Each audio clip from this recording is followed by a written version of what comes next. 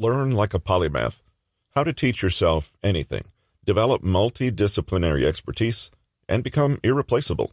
Written by Peter Hollins, narrated by Russell Newton. Think of the smartest, most successful people history has ever known. Which names come to your mind? Be it Einstein, Da Vinci, Bill Gates, Isaac Newton, Jeff Bezos, Elon Musk, or someone like them. Their success can be attributed to one common factor. They were all polymaths. This means that they specialized and were knowledgeable in several different domains, and they integrated these disparate fields of study to create art, come up with scientific inventions, and so on. Though this might sound intimidating and only achievable for those who are naturally highly intelligent, anyone can become a polymath with the right mindset and attitude.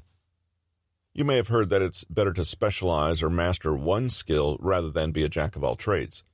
Some cultures even have sayings like, "A man with 12 talents has nothing to eat for dinner." However, the modern workplace increasingly requires a more diversified skill set in order to thrive and achieve success. To be the best in the world at one thing, you need to be better than everyone else who specializes in that field. But to be great without being the best at 3 or more subjects simultaneously is not only rare, but also significantly easier than being the greatest of the great in one field. As such, being a polymath can be critical to leading a successful professional life, and in this book, we're going to discuss how you can start thinking like one, too. 2 paths to polymathy. Over the years, several theories have been presented to explain what makes someone a polymath. One such theory is Howard Gardner's notion of multiple intelligences. To understand this theory, we first need to delve into what the traditional view of intelligence has been. Historically, intelligence has been perceived in fairly one-dimensional ways. Your intellectual capacity was thought to be fixed at birth as a result of your genetic inheritance, without any possibility of change in the future. This intelligence mainly consisted of one's ability to comprehend language and logic, which could be measured using some standardized tests, such as IQ tests. Lumen Learning, Keith, 2009. Since then, much progress has been made in broadening our concept of intelligence. Gardner, a Harvard psychologist, considered the traditional view of intelligence insufficient for explaining how different people learn and exhibit their smarts. Where those who are highly articulate or able to solve complex logical problems are often considered to be conventionally intelligent, he emphasized those who are gifted in more creative fields, such as architecture, music, and dance. Those who excel in creative fields rather than logical ones are often labeled as learning disabled, thought to be suffering from ADD, or are simply cast off as underachievers. This is because most classrooms cannot accommodate the ways of learning these individuals need to become more proficient in different subjects, and, as a result, these learners don't excel in areas they're actually quite capable of grasping. Gardner's theory revolutionizes this outdated approach to intelligence. So, what is his theory of multiple intelligences all about? According to Gardner, we all possess at least 7 unique forms of intelligence through which we learn and retain information. All of these types of intelligence can be cultivated with the right learning tools, although some individuals are more developed in certain forms of intelligence compared to others.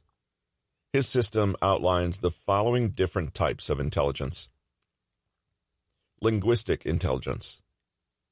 Individuals with high levels of linguistic intelligence are generally articulate and adept at expressing themselves through spoken or written words. They find it easy to learn new languages, enjoy reading various kinds of literature, playing word games or debating, and generally have a unique way with words. Such individuals commonly take up lawyering, writing, public speaking, journalism, and other language-related jobs. Logical mathematical intelligence. People who possess logical mathematical intelligence are attuned to logical thinking and have excellent powers of reasoning or deduction. They're good at thinking abstractly about problems that involve various concepts or numbers, which makes them temperamentally suited to maths and the natural sciences. These skills are useful for those involved in programming, scientific research, accountancy, etc. Spatial intelligence. Spatially intelligent individuals are great at visualizing information and processing or manipulating it in critically evaluative ways. This is similar to logical mathematical intelligence, except spatial intelligence usually involves physical spaces or environments and the objects placed within them. Architects, painters, and engineers are some examples of people with high spatial intelligence. Bodily kinesthetic intelligence. Having bodily kinesthetic intelligence means possessing the ability to use your body and physical movements to retain information. People who have successfully developed this type of intelligence prefer to learn in a more hands-on fashion that involves dynamic activity rather than excessive thinking.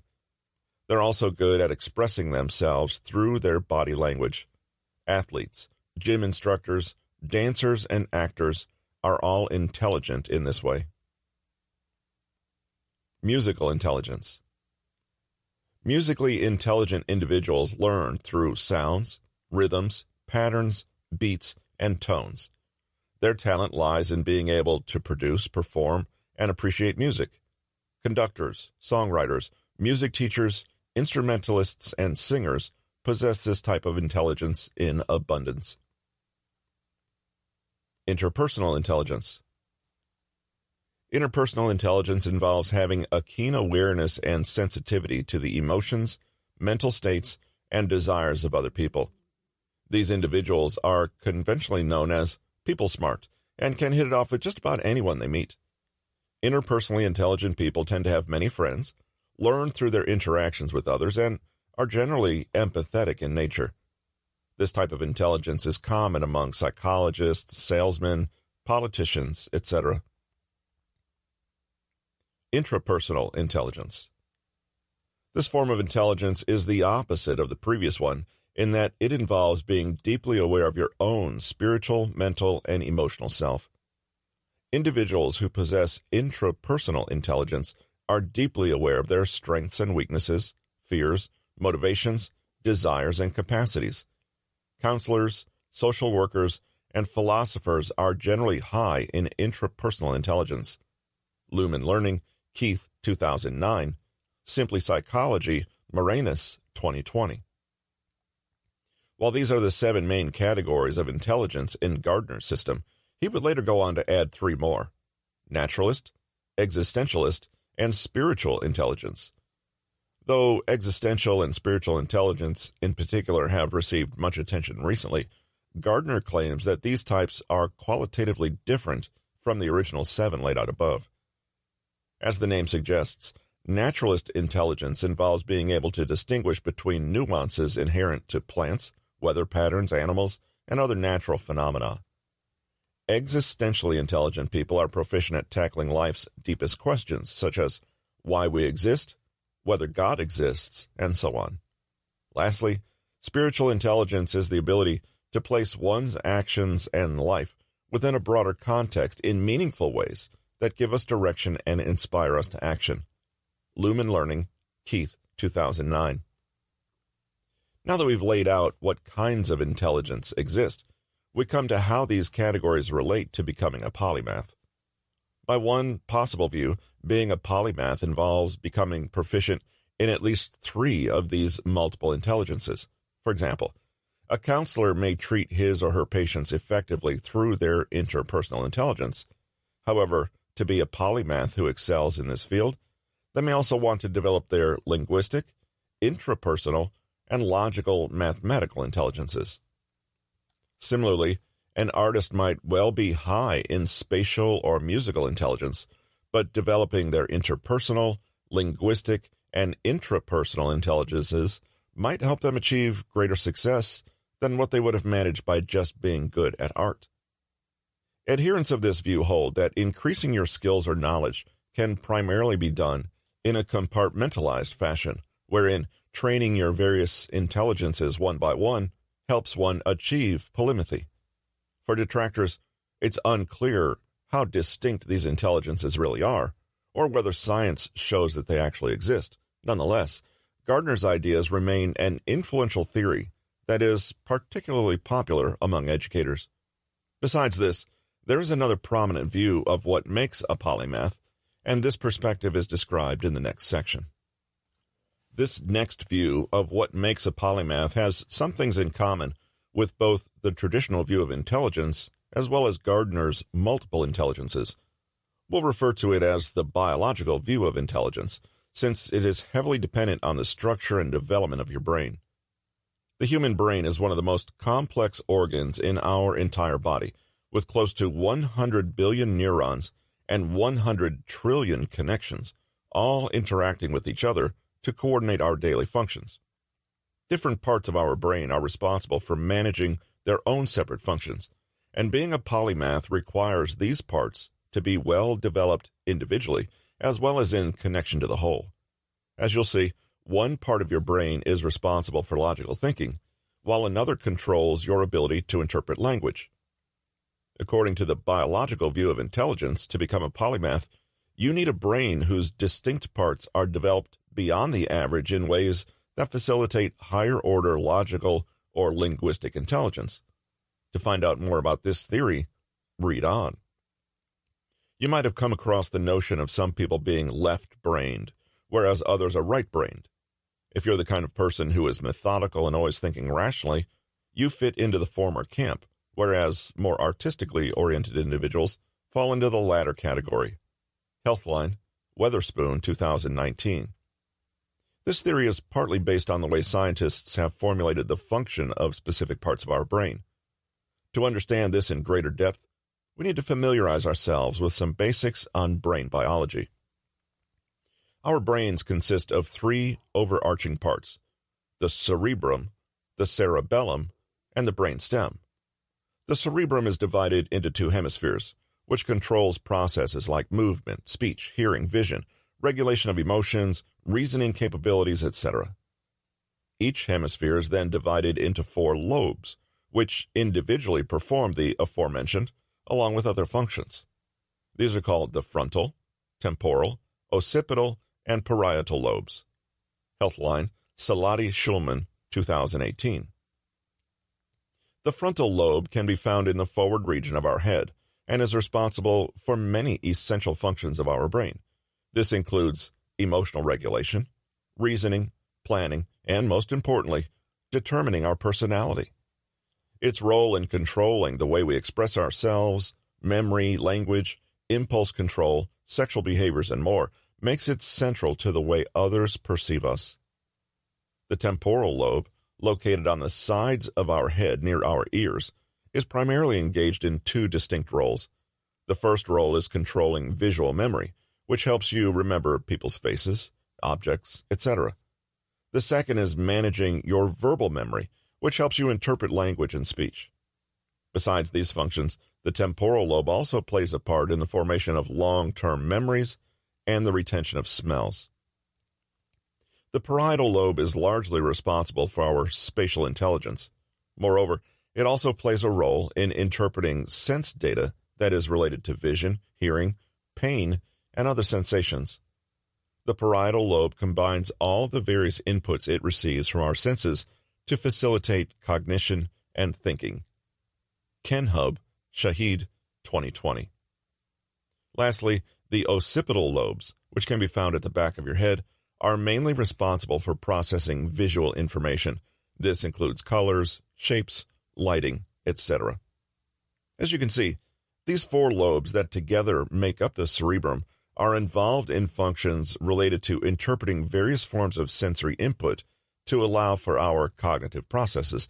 However, the cerebellum and brainstem, the two other main parts of the brain, are also significant for our routine functioning. The cerebellum can be found below the cerebrum and is crucial in coordinating operations that are related to physical movement.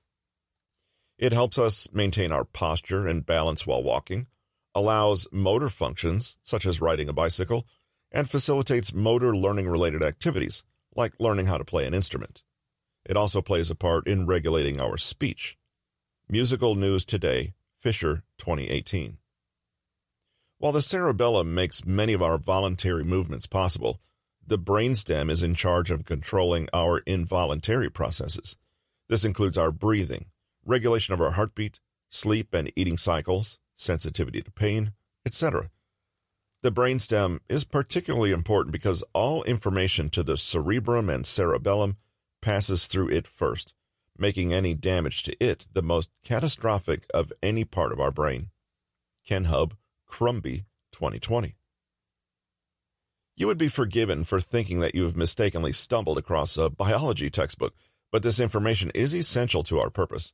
The distribution of functions across different parts of our brain might tell us something important about being a polymath. If we were to reject Gardner's multiple intelligences as being the root of polymathic abilities in favor of this biological view, a polymath would be someone with a well-developed brain with a particularly advanced cerebrum.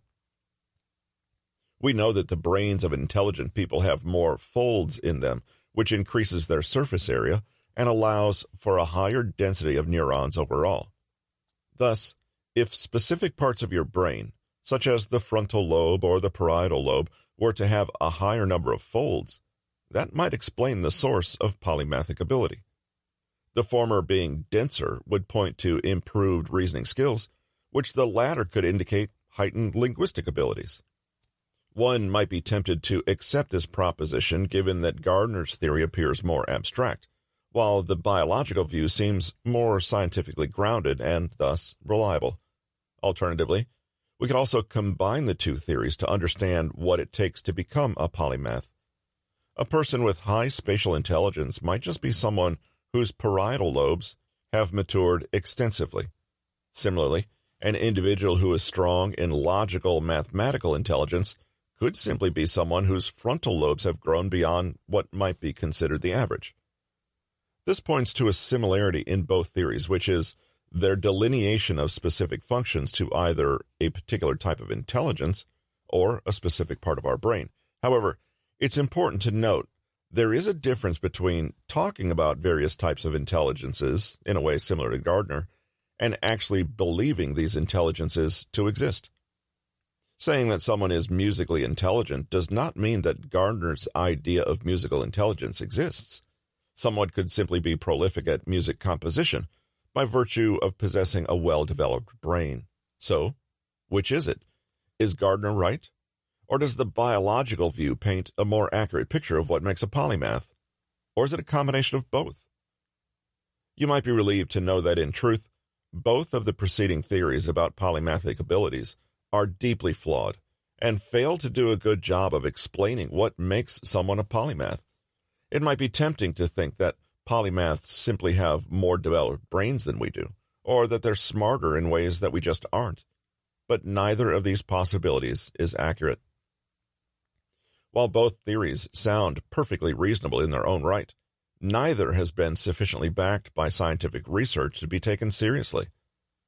To take Gardner's multiple intelligences, there's nothing to suggest that there are actually distinct intelligences at play when individuals show proficiency in a certain field, such as music or debate.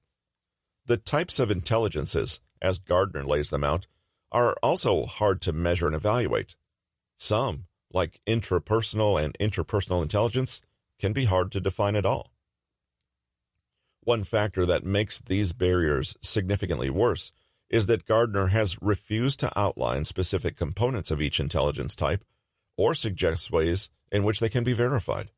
Instead, he's chosen to simply describe them extensively, which brings his theory on par with any other abstract theory on intelligence. Psychology Today, McGreal, 2013. Regardless of these issues, there have been fairly rigorous efforts to prove the validity of his theory. Researchers have improvised and come up with their own guidelines of assessment, but none of these have proven conclusive in establishing Gardner's theory. The general consensus appears to be that each form of intelligence he highlights has a high degree of correlation with other forms. So, if a person has high logical mathematical intelligence, part of the reason behind that is because they also have high linguistic intelligence. One of Gardner's intelligence types, naturalistic intelligence, was found to be correlated with all 7 other types. Psychology Today, McGreal, 2013. Despite all its flaws, Gardner's theory does do some things right. It rightly undermines the authority of IQ tests, making it clear that you do not necessarily need a high IQ to be intelligent or a polymath. It also expresses the notion that one isn't intelligent in permanent ways, and that mental abilities can fluctuate with the right approach and tools. This conclusion will be instrumental in our discussion of how to become a polymath because it suggests that anyone can master a diverse set of skills. However, these ideas cannot compensate for the fact that ultimately there's very little, if any, scientific research supporting Gardner's theory. Even if there was, being a polymath isn't just about acquiring a ton of knowledge in different domains. You need to be able to use this knowledge in collaborative ways, and there's nothing in Gardner's theory to suggest that someone with, say, intrapersonal, interpersonal, and linguistic intelligence can necessarily use all three together as opposed to individually. This brings us to the biological view, and why exactly it fails to explain polymathic abilities. Many of the criticisms of this approach are similar in structure to the critique of Gardner's theory, namely because both seek to isolate functions and types of intelligence in ways that are not scientifically useful in understanding intelligence. The claim that certain parts of our brain exclusively handle certain functions is simply misleading, and one can see this even by knowing the very basics of what roles various parts of our brain play. There's great overlap between, say, the way different lobes contribute to the interpretation of sense data. A great example of this is when we listen to music. Based on the descriptions of what each lobe in our brain does, you might think that music is primarily interpreted through our temporal or parietal lobe, since these sections process auditory information. However, not only does listening to music require different regions in both of these lobes that are responsible for separate functions, but it also involves the frontal lobe and even the cerebellum. As such, listening to music, like so many other activities, requires almost all of our brain. Another reason the biological view fails is that we exert very little control over how different parts of our brain develop. 90% of our brains develop before the age of 5. Brown, Jernigan, 2012. If someone wanted to be a polymath based on this view, they would be placing an undue burden on factors like upbringing, culture, etc., in shaping our abilities. From a biological perspective, there would be no way for one to acquire polymathic abilities, since that would be entirely contingent on external considerations. This lends credence to the fallacy wherein intelligent people are smart just because they won the genetic lottery, and there's no scope for improvement for those who didn't luck out. Thankfully, we know these claims to be false, and one can indeed become a polymath. All of these points, when considered together, make a damning case against the biological view of polymathy. Consequently, the theory of left and right brains becomes highly suspect as well. This theory is another way of saying that particular parts of our brain are responsible for specific functions. What makes these theories so appealing is that they appear to give us greater insight into who we are, or why we aren't who we want to be. If you're good at math, it's because you're left-brained. And if you're good at composing music, then it's your right brain dominance expressing itself.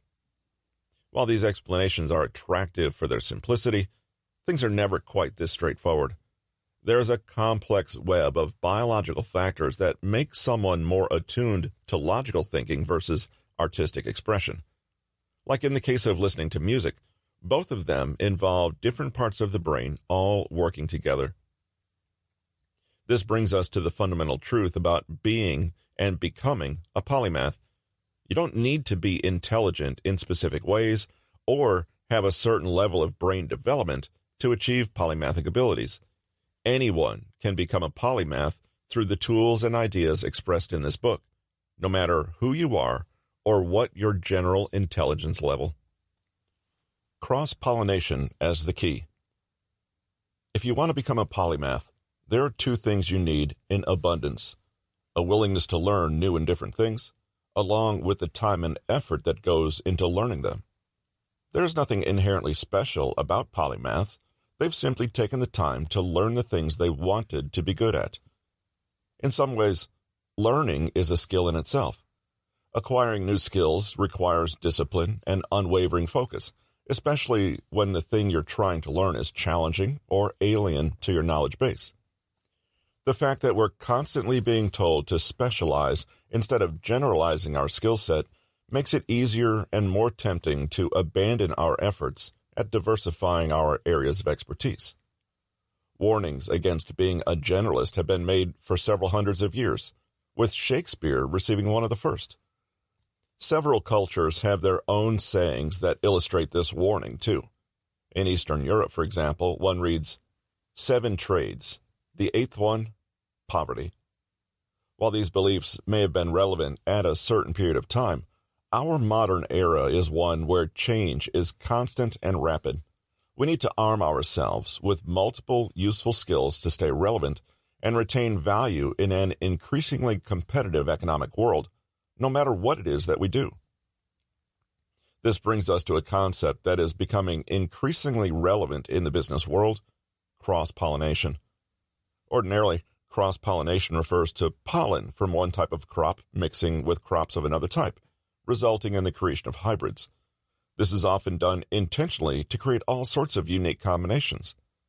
The same concept is applied to business, wherein acquiring expertise in disciplines or skills that are unrelated to each other results in uniquely qualified candidates who think in creative and productive ways. This perception has also been backed by several studies in recent times. One report by Lee Fleming in Harvard Business Review examined 17,000 patents and found that innovators with qualifications in disparate fields were less likely to produce financially viable ideas than their counterparts. However, it also found that when these innovators do experience a creative breakthrough, the result is of unusually high value, superior to the best innovations achieved by conventional approaches. Another study by Brian Utsi, a professor at Northwestern University, analyzed more than 26 million scientific research papers dating hundreds of years apart.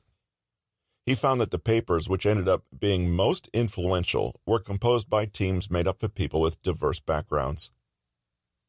A third inquiry by David Epstein, in his book Range, has revealed that influential scientists are much more likely to have diverse interests outside of their primary area of research than the average scientist. Lastly, the investigations of Robert Root Bernstein and Michelle Marie Root Bernstein have established that the more artistic interests scientists hold, the more likely they are to gain eminence in their field. These scientists noticeably integrated skills they had acquired through their artistic interests, be it visual arts or music, into their professional scientific work. This made them more likely to be cited and receive prestigious awards, like the Nobel Prize. These studies are just the tip of the iceberg, given the amount of research that's been done on the correlation between polymathy and success. All of these make a very strong case for diversifying your skill set, given the advantages it's been shown to have, instead of specializing in one trade alone. However, there is one more study that will be crucial to our understanding of what exactly a polymath is and how you can become one. Michael Araki is one of the few theorists who has attempted to create a system that exactly describes what components go into being a polymath. Generally, the word polymath refers to someone who is intellectually oriented, or someone who is simply good at many different things, and even as an ideal that should be pursued but can never actually be reached. The problem with definitions like these is that they don't illustrate degrees well. Exactly how intellectually bent does a polymath need to be? How many different things do I need to be good at? And how can I measure how good I am at those things? Problems like these can make achieving the goal of polymathy harder, but Araki poses a neat solution to them. According to Araki, there are 3 main components of being a polymath: breadth, depth, and integration. Breadth is the largest category of the 3, and consists of the knowledge you have of different subjects or skills. Often this is considered to be the only important component of polymathy, but Araki warns against making such an inference. Breadth only includes the superficial knowledge you have of certain areas, so if you're slightly familiar with Freudian theory, your knowledge of psychology, along with other areas of interest, forms a part of your breadth. Depth refers to the vertical accumulation of knowledge in specific fields. This, combined with breadth, makes up the store of your total knowledge across various disciplines and topics. However, these two factors aren't enough to make you a polymath. You could be incredibly knowledgeable about psychology, philosophy, and political theory, but that doesn't necessarily mean you're adept at using your knowledge in one field across the others. This is where integration comes in. The final piece of the polymath puzzle rests in your ability to connect, articulate, and synthesize disparate disciplines together to be creative in novel ways. This combination of depth, breadth, and integration is very similar to the cross-pollination theory outlined above. The latter involves taking two divergent types of pollen and bringing them together to create something altogether new, and that's exactly what Araki's theory of polymathy states. You take at least 3 different, disparate disciplines or skills, get to know them sufficiently well, and combine them instead of using individual skills separately. Take the example of Leonardo da Vinci. He wouldn't be a polymath if he were just good at drawing, efficient at doing math, and possessed the ability to invent things. He's considered a polymath because he used mathematical principles in his artwork, which he in turn employed to come up with inventions. He cross-pollinated or integrated his 3 skills in ways few else have been able to. Araki's theory of polymathy solves all of the problems we highlighted with alternative definitions earlier. It gives you an idea of how to measure your expertise in a given field and also tells you how skilled you need to be to qualify as a polymath. Both of these functions are served by the integration component. If you don't know enough about your chosen topics, you'll likely fail to integrate them together. Likewise, if you are successful in integrating them, you can safely conclude that you've sufficiently mastered the topics you're trying to integrate. Guidelines and a plan. Now that you've familiarized yourself with what a polymath is and how anyone can become one, it's time to put all the concepts to use and formulate actual guidelines for achieving polymathy. These guidelines rely on your ability to cross-pollinate different subjects and then integrate them in efficient and creative ways. Here's how you can do that. Step 1. Choose the different areas you want to achieve expertise in. You should pick a minimum of 3 that are sufficiently distinct from each other. For example, learning about Freudian theory and Jungian psychology wouldn't count, since they're both subsets of the same subject. Instead, choose a combination like psychology, philosophy, and political theory. Even better if these areas or fields have some relevance to your work. Step 2. Start by establishing some breadth, which involves gaining some superficial knowledge about the areas of interest you've chosen. The citations on Wikipedia pages for your topics are often a great place to start. You can simply read the first 5 to 10 articles that show up on rudimentary Google searches. At this stage, all you're trying to do is to get to know your topics on a basic level. Step 3. This is where we add some depth, and there are several ways you can do this. Depending on the type of media you prefer, you can approach learning about your topics in different ways. If you prefer reading, look for some books on Amazon. Alternatively, you can search for introductory, intermediate, and advanced online courses if you prefer a more audio-visual method of learning. If your topics are academic disciplines, like in our example, this should be fairly simplistic. However, in some cases, you might need to use a combination of different resources like books, podcasts, YouTube, online courses, etc. Step 4. While performing the previous step, you're likely to discover that your topics of interest are far too broad, and that you need to choose subtopics within them in order to gain a better understanding of the topic as a whole. So, You might choose particular fields within philosophy, like ethics or metaphysics, along with, say, liberalism and totalitarian movements within political theory. You don't need to learn everything, so pick your subtopics depending on what interests you and focus on them. The more subtopics you choose, the better. But at the same time, your choices need to be practical and manageable so that you can complete your studies and master the topics. Step 5.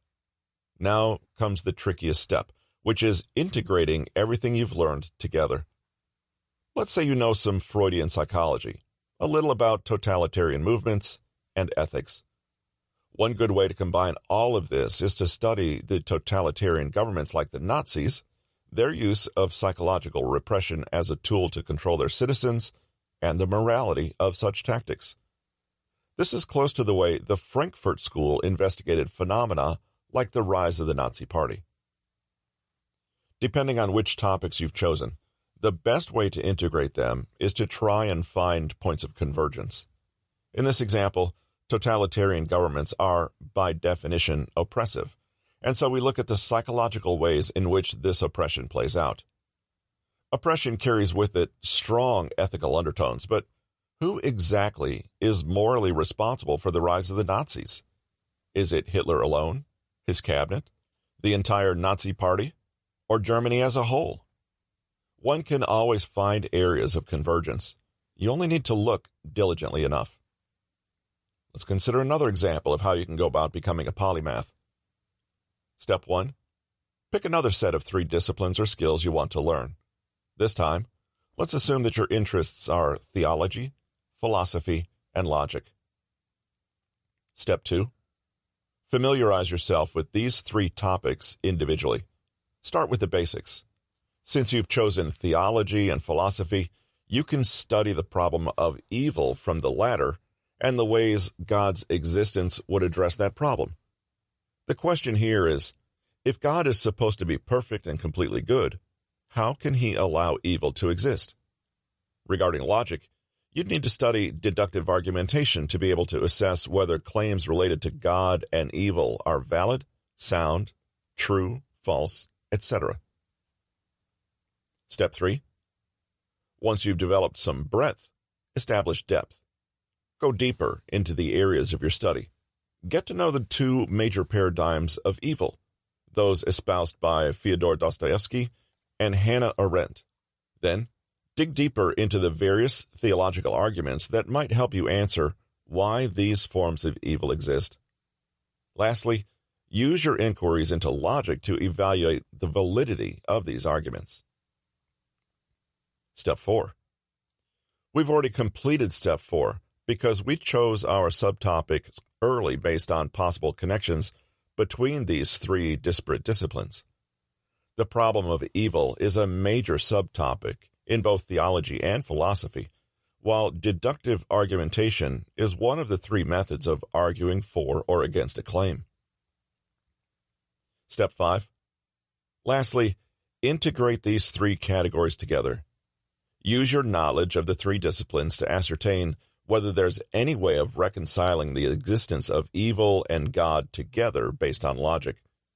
As far as the plan goes, you need to think on a broad level as to what you want to accomplish. This is where you make sure that you're spending your time the way you want to. This can be accomplished by following 6 steps. First, decide what you want to learn. This seems obvious, but there are better and worse things to spend your time on. When considering a course of action, you'll want to first consider your strengths and weaknesses.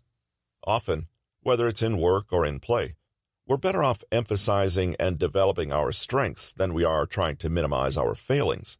After all, no one is going to ask us to do everything, and when we really have trouble, acquiring help from others is always possible. But excellence in one area or a small group of areas easily transforms us into experts in our fields, which is a highly desirable place to be. Emphasizing your strengths when you choose what to spend your time on is a good idea. Of course, if you want to learn something totally new, that's also something you can accomplish. Even if you're only looking to advance your professional skill set, you should still consider what you want to do when choosing a subject to learn or a skill to develop. Career paths are a consideration, but it's even more important to take into account what sorts of activities make you happy and unhappy. You don't want a degree in accounting if you hate numbers, after all, even if it would improve your paycheck. Paths that align with your interests and are emotionally fulfilling are usually more rewarding. Consider Darlene, who works as a web developer. She wants to have greater control over the processes that occur on her websites, rather than outsourcing for code when she needs it to perform certain functions she can't create herself. Moreover, she wants to be able to manipulate that code and make it from scratch so that she completely understands what's on her pages. Her vision for her learning is to gain knowledge of more types of code so that she can be a more competent, better-rounded web developer. The second step is analyzing your current skills and experience to spot gaps in knowledge. Where are you lacking compared to your future self? What do you already know and do well? What do you still need to learn? Can other people fill in these gaps in knowledge for you, or do you need to step up to the plate and seek out additional resources? Once you find areas in which you need to improve, you'll be able to discern specific topics you can study and skills you should develop to come closer to your goals. This gives your plan a concrete shape because you'll know exactly what you're missing to get to point B. Darlene already develops web pages for a living and knows the most current versions of HTML and CSS by heart, but she currently outsources certain types of coding to others. This leads to problems with version control and gives her a sense of powerlessness over that aspect of her job. If she wants to fill that gap in her knowledge, she needs to study other languages used on the web. She decides to start with Java, as that's the code she most often interacts with without understanding. Third, identify the proper solution to your problem or deficiency or goal. This is about surveying your resources. Part of your approach will depend on your temperament. Are you a self-starter, or do you learn better in a classroom setting? Do you need a source of knowledge you can pick up and put down as your schedule allows, or can you afford to set up regular appointments with a teacher to develop a skill? Your schedule, income, and preferences all play a role in determining the right resources to seek and employ. Lots of learning resources exist in the modern world, from books, journals, web pages, and podcasts, to seminars, work teams, and formal classes, to one-on-one instructional training in formal and informal settings. When choosing a resource to learn from, it's important to take into account your own learning preferences, but that's only one of many considerations. You must also consider the reputation of your source or teacher, and whether you'll gain any formal credentials from studying with a specific teacher or demonstrating competence in a certain field. It's also essential to think about convenience, because a class you can't get to is not useful, no matter how well regarded the teacher may be. By contrast, solo studying offers no emotional or technical support from others, while a course or a tutoring solution may involve substantial help and oversight from someone else. If this support and community might be valuable in the area you're studying, it could be worth paying for. Darlene is highly motivated, but often pressed for time. She considers community college courses, learning from books and journals, and even hiring a private tutor, but ultimately decides to engage in one of the many online programs to help her develop her skills on her own schedule.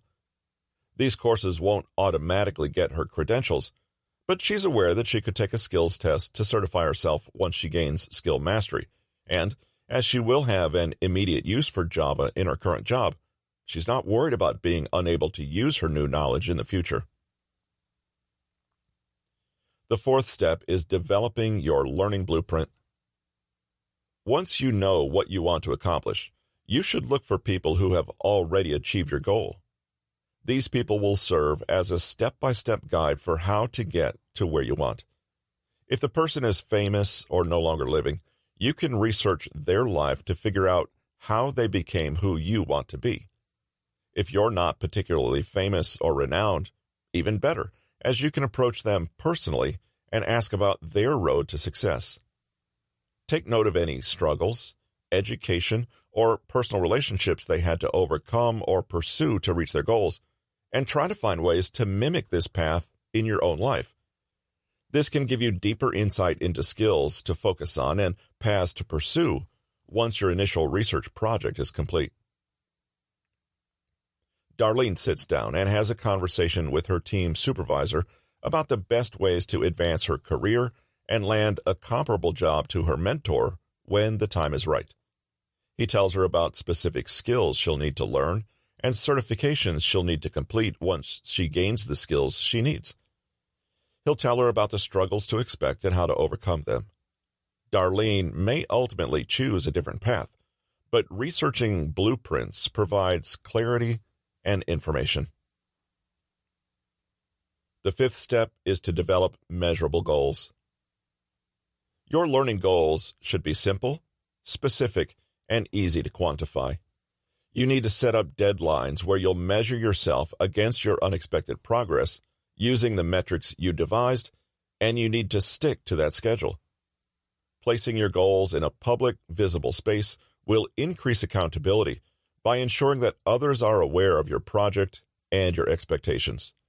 Remember, you should be acquiring specific, measurable skills and abilities by set points in time, and these benchmarks should all be in service of your larger learning goal. If you've chosen a more formal environment, your class times may be set for you, but you must still set aside time to study, learn, and practice on your own.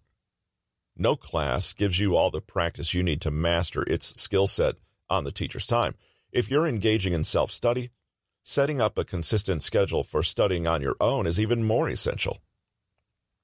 Keep in mind, genuinely mastering a skill takes a little time, even with the best techniques, so be generous in the study windows you provide yourself. You don't only want time to read or watch a video, but also to reflect upon what you've learned, perform meaningful exercises, and catch and correct the errors you are inevitably going to make. Darlene marks a schedule for herself based on the units offered in her online course, sets aside specific times to undertake each course, and allots blocks of time to study each unit. She also allocates a specific time each week to take the unit's quiz. She programs all this into her phone so that she doesn't forget the plan, and prints a copy of her calendar to put on her cubicle wall. She stays on track throughout the months, and as a result, she will reach her goal of achieving programming proficiency. Sixth, set aside time throughout the process to reflect on what you're learning and reevaluate whether you're progressing at your maximum capacity. After all, if one method isn't working, that doesn't mean you're hopeless. Sometimes all you need is more accountability or greater independence to really shine. You want a learning plan that gets your skills where you want them to be, not something that isn't clicking and is therefore wasting your time. A chef will always taste their food while they're making it. You should assess your progress in a similar way. Darlene sticks diligently to her plan and is happy with her progress, but finds the course itself a little low on support for her needs. She solves this problem by approaching her supervisor with questions when she needs further clarification. He's happy to help her along. Ultimately, she gains the skills she needs and becomes a more efficient, more skilled employee. Takeaways. We're often told in different ways that the key to success is specialization, and that being a generalist is inadvisable. Yet many of the smartest individuals that have ever graced the earth are renowned for being polymaths with skills across multiple subjects. The modern workplace and companies are increasingly reliant on polymathic individuals to bring them success, making it imperative for us to diversify our skill set instead of simply mastering one trade and sticking to it. But what exactly is a polymath? Howard Gardner's theory of multiple intelligences might be useful in answering this question. He lays out 7 different intelligences that include musical, spatial, linguistic, and other abilities that we all possess. A polymath is simply someone who has developed 3 or more of these intelligences.